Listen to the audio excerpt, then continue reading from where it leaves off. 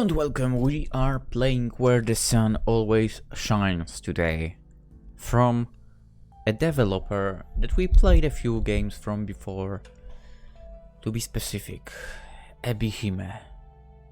Okay, let's check out the game. I know there are two characters, that's all I know. October 7th, 8 AM. Obviously everyone is asleep at this hour. Or so I would like to say.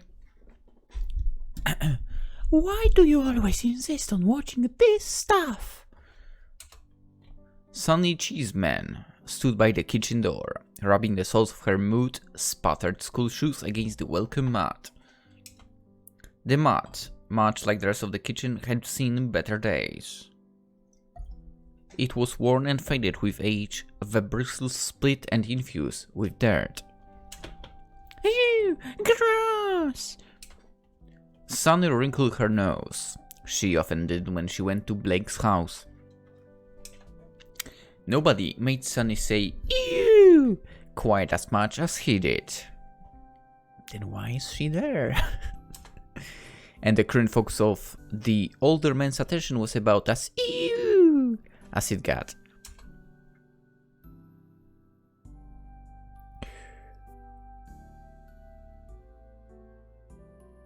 What the hell? Sunny looked so repulsed. Blake might as well have been watching a disgusting video. But he wasn't. For he was, but he was.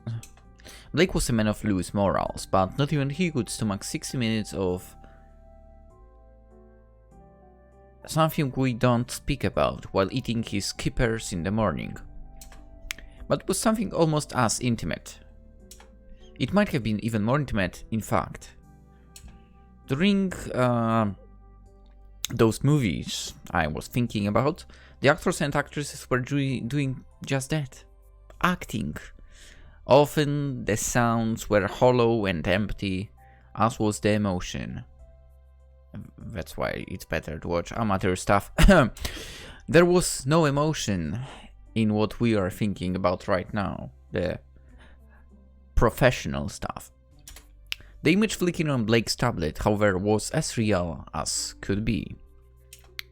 Well, all real things had a tendency of taking on a slight, mottled air of unreality when captured by a camera lens, but this wasn't scripted. Most of it wasn't, at least.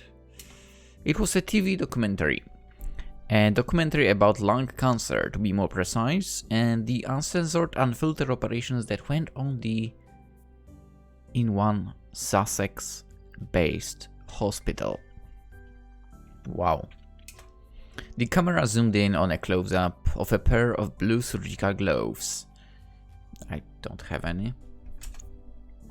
A silvery scalpel.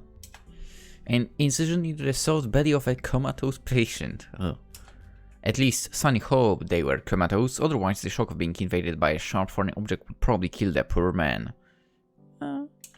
He looked half dead already, lying still and lifeless on a gurney beneath the harsh artificial lights of the operating theater.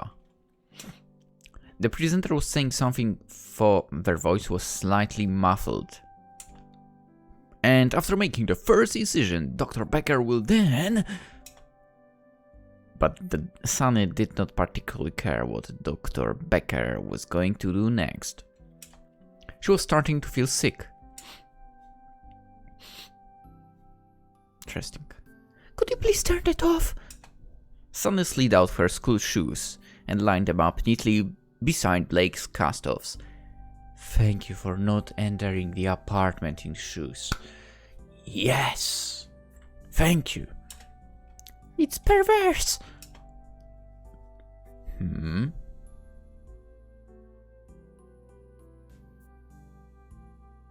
Okay, that's totally Markiplier. The older man sighed, pinching the bridge of his nose, and gave the young girl a distinctly harried look. I'm afraid I don't have his voice for Sonia. It's just a pair of lungs. We all have them. I know we all have lungs, genius. I just don't see why you want to be reminded of that while you're eating breakfast. Who knows? I guess it's cathartic. How? It's a reminder we're all going to die one day. Sooner or later, you or I, or that Rosemary girl you hate so much could end up like that. And there won't be a thing we can do about it. I don't see how that's cathartic. I think it sounds depressing. I'm sure you'll understand it when you get older. I don't think I want to understand. Then in that case, suit yourself. Blake shrugged carelessly.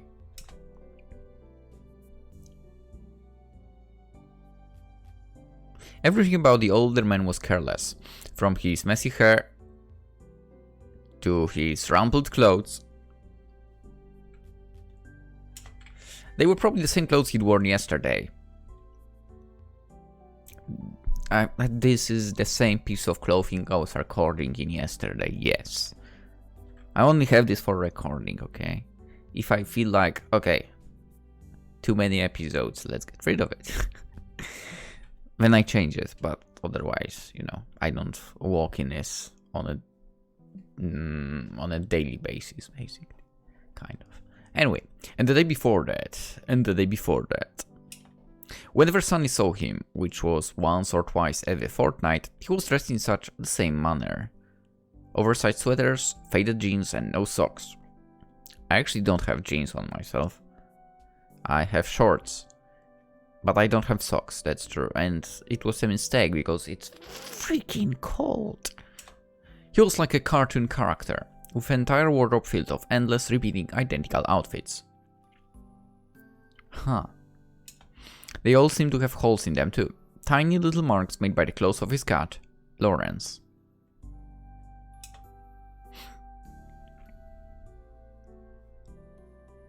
It's just like... It makes me feel good about myself, I guess. Like this poor sod's lying in hospital being filmed by a whole bloody camera crew. Meanwhile, I'm here, sitting at my table, eating kippers. My life might be pretty shitty right about now, but at least I'm not that guy. By the way, what are keepers? I pretty much have no idea. Ooh, okay, that's disgusting. Now I know. I hate those.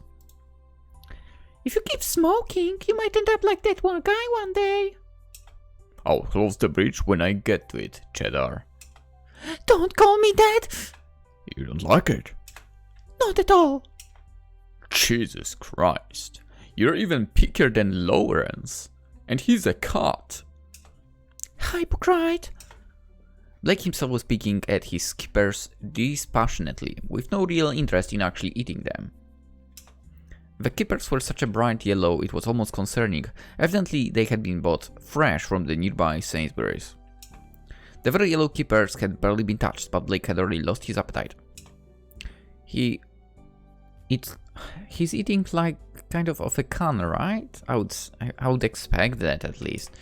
Is it not what it is actually? Okay, I mean, I saw the picture and was like, nope, let's get away. Listen, if I'm to eat a fish, it's gotta be... Yeah, I mean, those are out of can, I think.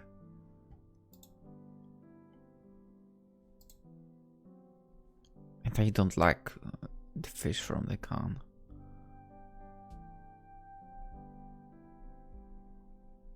I know my father liked them, but I absolutely found them disgusting.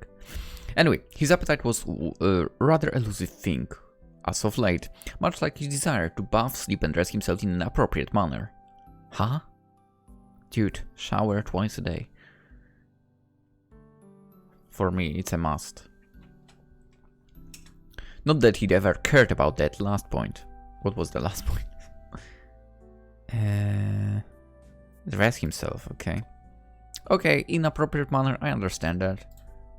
You just dressed to feel comfortable. With a sigh, Blake turned off the tablet and took off his glasses. It wasn't like he needed them anymore. Well, whatever.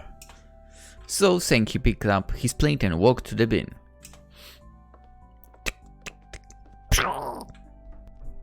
After scrapping the leftover fish in with the rest of the rubbish, He set the plate aside on the kitchen counter. He set it there. And then left it. Just like the numerous other plates, bowls and mugs that had been so colossally abandoned by the side of the sink. Oh, come on, man, wash them all. It's a pain in the ass later if you don't do that. I'm not even saying a few days. Like if you leave something in the morning for, let's say, evening, it's a pain in the ass to clean the thing. Judging by the size of that pile, some of the tableware had been there for quite a while. Ever since Sunny's last impromptu visit, most likely. Unimpressed, the young girl peered inside of one of the many coffee cups. Oh no. Vestiges of coffee clung to the inside of the cup, staining the once white ceramic, and that wasn't... Oh, oh my god. To make matters worse, the fine film of coffee caked the bottom of the cup was slowly going moldy. Oh, for fuck's sake, man. That's disgusting. You're supposed to be an adult. Can't you wash your own coffee cups? I could, yeah. That isn't the issue here. So we're just lazy. I prefer the term uninspired, if you don't mind. To wash your tableware, you don't need to be inspired for that. How funny. I prefer the term layabout. Ah! Is that something your father would say about people like me? My father has nothing to do with this. Son reached for the hot water tap. If Blake wasn't going to wash his own damn dishes, she'd have to take matters into her own hands. But that didn't stop him from being an asshole. He was such an asshole, Sonny thought it prudent to remind him, just in case he'd forgotten. To be fair, I mean, you could have just laced him. You're an asshole! Hey, come off it. Young girls shouldn't swear, especially not girls like you.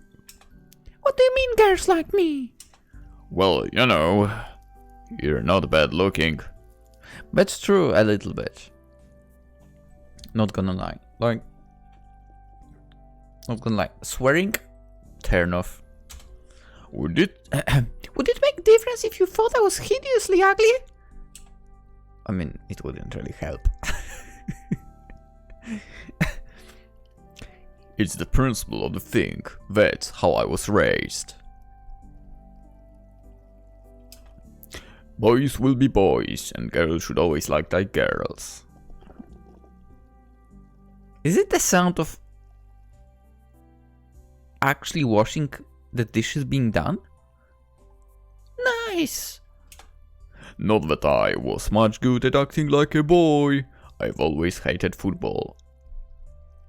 You can tell he's not me.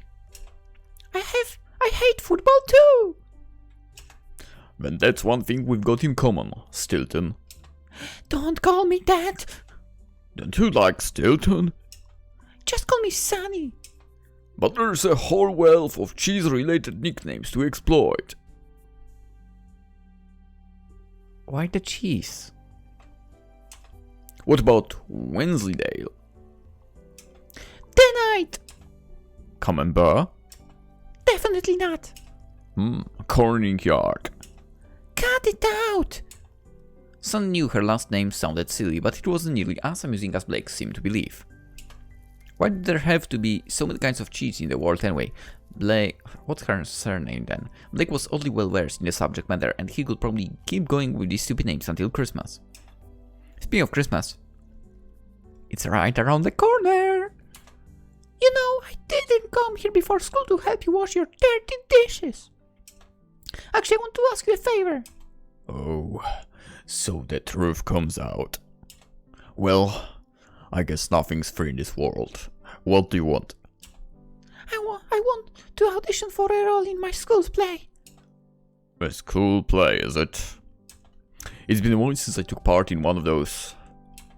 Actually, I don't think I ever took part in one of my school's plays. I did. In primary school. And once in middle school, because I was forced to, it was like, you either participate or I will lower your grade. For fuck's sake. And you know what's the worst thing?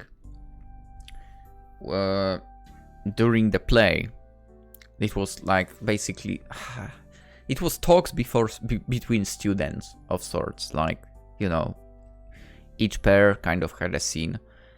And I was, well, at that time at least, with a close friend of mine, picked to do a scene. And it was like a dialogue for, I don't know, 2, maybe 3 minutes. And he freaked up. Like, he jumped ahead one line, and I was there like, fuck, man. I want to laugh so hard right now. But I managed somehow. For fuck, I still can't believe he managed to do that. Because I was the one that was not really well prepared. I mean, I kind of didn't care. And he was like, yeah, let's keep that one line.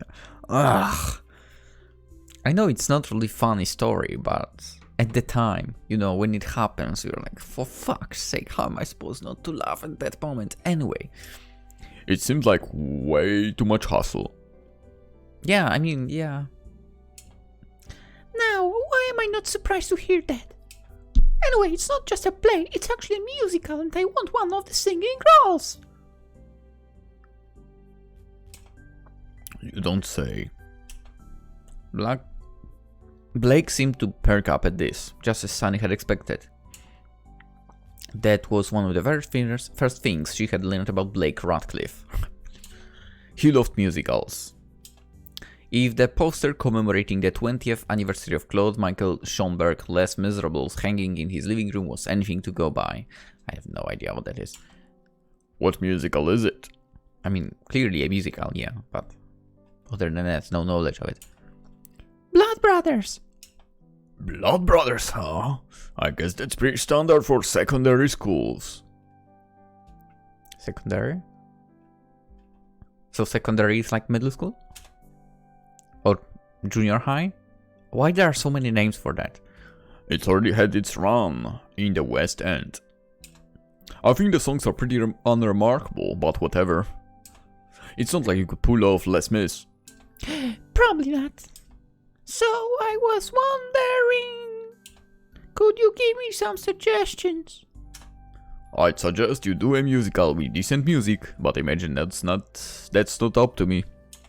No, it's not. It's up to Miss Ponsonby. She's the head of drama and she says Willie Russell is a genius. Who? A genius? Really? Really?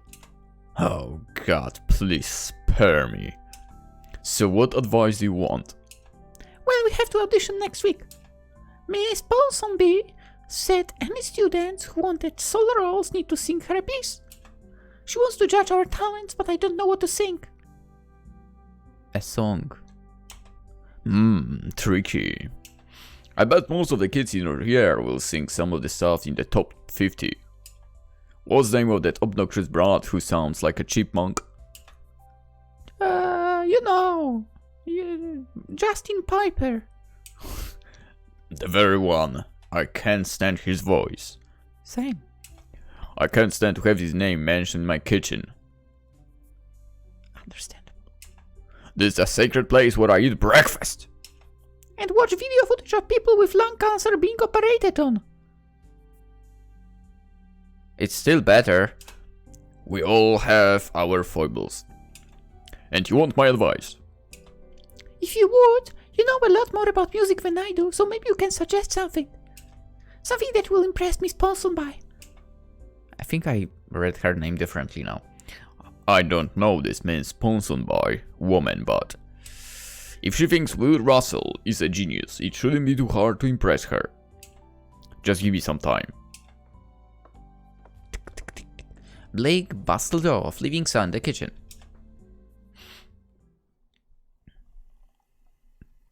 The younger resumed her cleaning of the moldy coffee cup. How do you manage to get mold in your cup off? She was finishing moments and rinsed off the rest of the sauce buds beneath the tub. Then she set it on the side to dry. The sunshine from the open window split over the ceramic surface, making it shimmer. Now, It was almost good enough to drink out of. Almost. Sun didn't know what Blake had been putting in that cup, and she didn't want to find out. Impatiently, she tapped the foot against the floor. Her eyes were trained on the clock. School started in 20 minutes. We are starting 8:20? Interesting. There wasn't going to be enough time to finish washing all the dishes. Fortunately, Sunny hadn't really wanted to wash up to begin with. It just gave her something to do with her hands. And to think.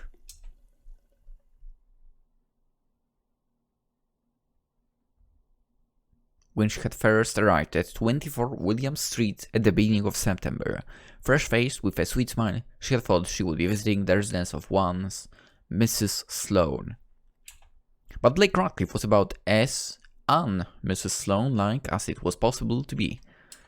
Well, that wasn't saying much. Mrs. Sloane, the real one, who lived at the other 24 William Street near the big Tesco, was rather un-Mrs. Sloane-like too. Now that I think about it, I think that Tesco supermarkets are rolling out from Poland. She wasn't anything like Sunny had imagined, but at least she was the right age and gender.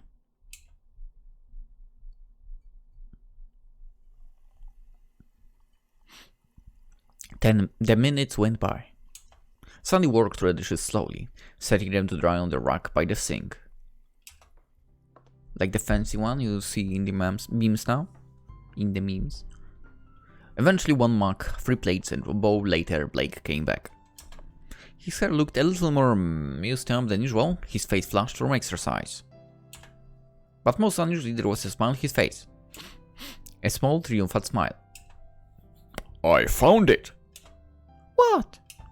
The CD, silly, the CD that I am going to lend to you and you are going to listen to. There's a perfect audition song in here. I think it will suit your vocal register.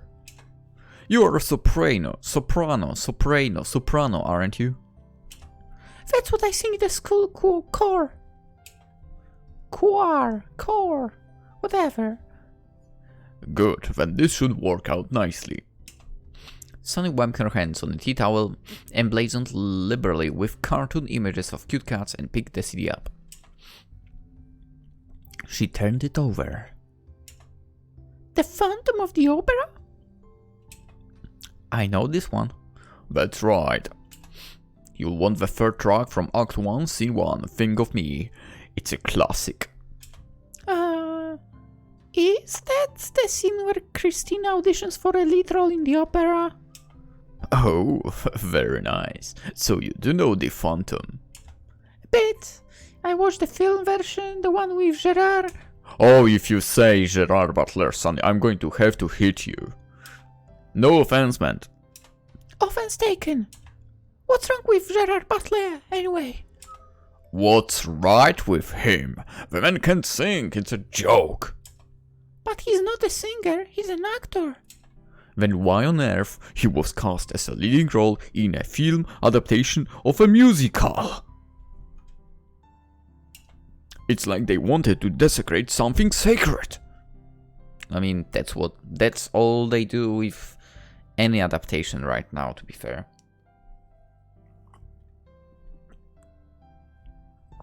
And you know it's true. Philistines.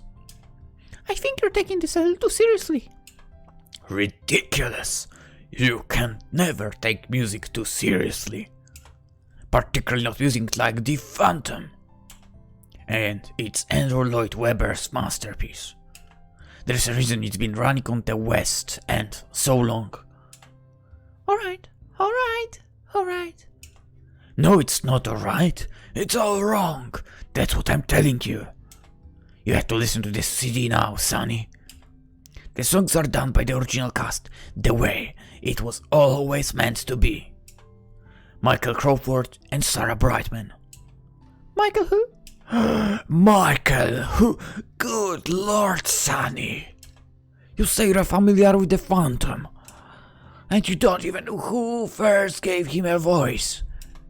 I never said I was familiar with it, I just saw the movie, that's all. The bastardized movie with Gerard Butler.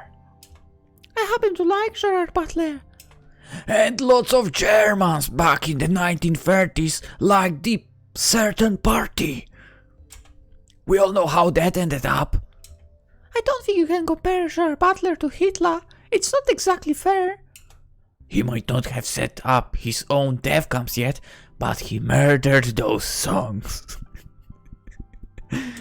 I'm not sure who did worse to the Phantom, Gerard Butler or Antonio Banderas.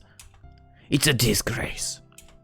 I thought you were reasonably intelligent, but I'm having second thoughts. Well, don't worry your pretty little head too much about me. I'll be out of your hair now. I have to go to school. Right. You go do that then. But don't forget about that CD. You haven't experienced the Phantom yet, Sonny. Not if you haven't heard it sung by Michael Crawford and Sarah Brightman. I'll keep that in mind. Thank you so much for educating poor stupid little me. Alright, madam. I have no need for your sass. You do know you're being ridiculous, don't you? It takes one to know one. And after sticking her tongue out, Sunny vacated Blake's home post-hate. I think it was supposed to be post-haste, but whatever. He deserved it, really. He might have been in his 30s, for he hated being reminded of the fact, but oh my god, it's so close. But he could be even more childish than she was. Yeah. I mean, I'm pretty childish given that I'm playing games and recording them and having them on YouTube. It is pretty childish. Ugh, I guess this is still no good. Blake sighed and rubbed the bridge of his nose. Or at least he tried to. The lenses of his glasses were getting in the way. He needed the glasses so he could focus on the screen of his desktop. But there was little point keeping them on now. There was nothing for him to focus on. Naruhodo. For Blake had been staring at the Word document for nearly 2 hours. He'd made no progress on his novel. Like it deserved such a grand title. Blake had been trying to cultivate this germ of an idea for months, but he had produced no less than 2 pages. It was not long enough to be called a novella, let alone a novel. He had written, rewritten, then deleted what he had rewritten in a frantic frenzy, but no matter how hard he tried, it always amounted to the same thing. If you are stuck, shouldn't you just try to... stuck like he is, like you want to correct everything. Shouldn't you just leave it and go try to continue writing the story on?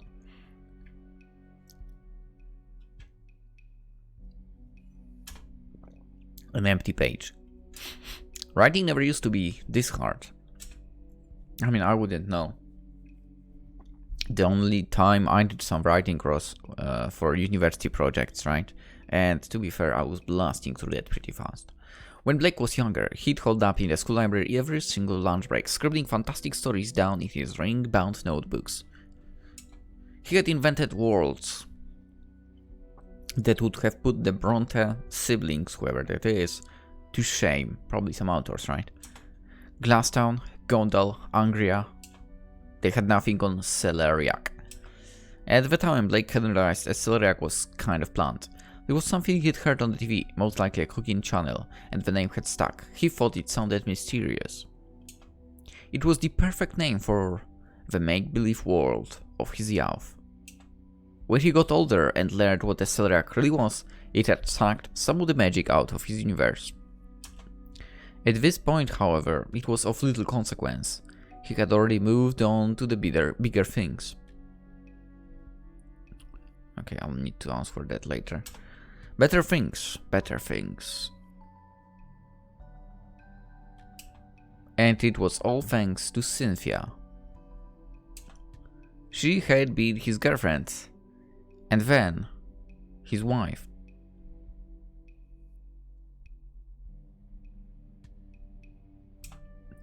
But she was so much more than that. She was his muse, his inspiration, his angel.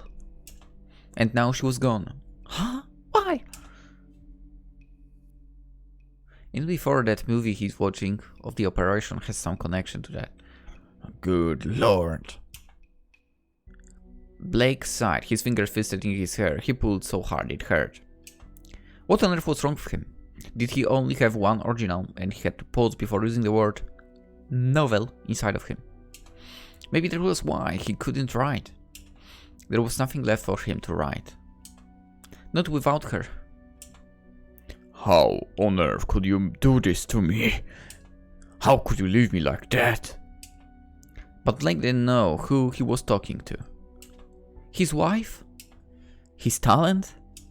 His mind? Maybe it was a mix of all three. I need to cool my head. With a glass of water. Blake's study was populated with a veritable rainforest of potted plants, a Japanese peace lily, an aphidistra, a purple anthurium. They used to comfort him as they filled the room with fresh, clean oxygen. He always said they fed his brain. They helped him breathe. Now they felt suffocating. The plants conspired against their owner, greedily sucking the oxygen out of the air. Blake bit down his knuckle. What? It hurt. I mean, probably. The Word document was still empty. And Cynthia was still gone. Ever since she left, Blake had become the spitting image of a tortured writer, lonely, lovelorn, and lacking in inspiration.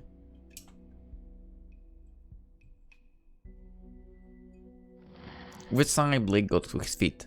The legs of his chair screeched across the floor. He paid it little heed. With a well-practiced motion, fingers extending in the dark like albino spider's legs, he reached out to his shelf. The tips of his fingers skirted along the spines of his CDs. Searching, searching, searching. He exhaled softly. Of course. Where there should he have been his well-loved, much-cherished copy of the Phantom of the Opera's soundtrack, featuring of course the vocal talents of Michael Crawford and Sarah Brightman, there was... nothing! He'd already given the CD away to Sunny. Blake had no idea why she bothered coming to see him. He dubbed that he made for good company, especially in his current state. Maybe she knew it? That's why. Sunny had never even been supposed to visit him. It was all a big misunderstanding. Looking at it in retrospect, it was actually kind of funny. Sunny had signed herself up for some volunteering scheme run by her school. Blake couldn't remember what it was called off the top of his head, but whatever. The Good Samaritans program, maybe. Who cares? The young girl had been given task of visiting various lonely opes across Peterborough to give them a little bit of company. Peterborough. They were in League 2 in English football, I think, at some point. I don't know where they are now. Some days she'd prepare cups of tea and coffee. On others she'd go shopping for digestive biscuits, or read aloud from well-worn Agatha Christie novels. According to Sunny, old women loved Agatha Christie, especially when there were gruesome murders. They were mad keen on it. My mom actually really liked her books. Peterborough.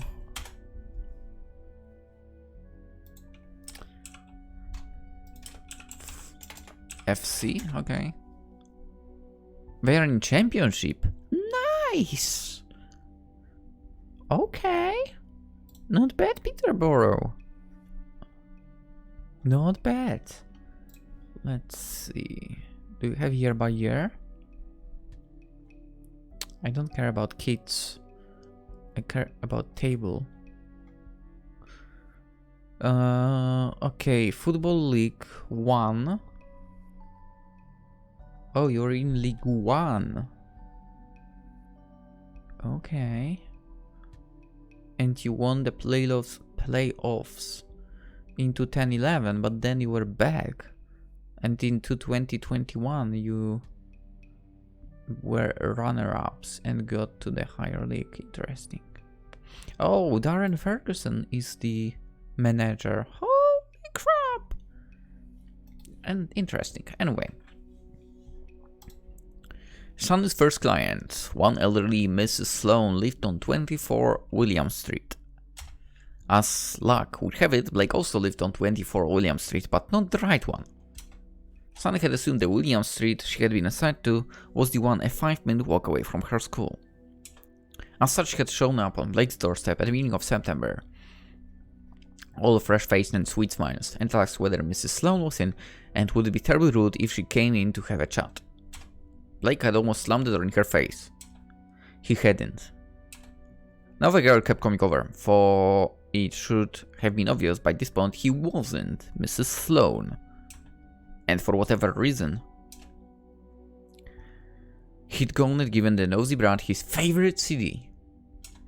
What if she broke it? But Blake wasn't really worried about that. Sonny, for a secondary school student, 15 or 16, he could never remember, was remarkably mature for her age. She never dropped a single one of his mugs or plates while doing the washing up. That's a sign of maturity. Interesting. For Blake wouldn't have minded too much if she had. He didn't care for tableware. He has an interesting approach. Not like he cared for the Phantom. But he wasn't worried she would scratch his CD. Not really. He was more worried she wouldn't listen to it at all. Why should she?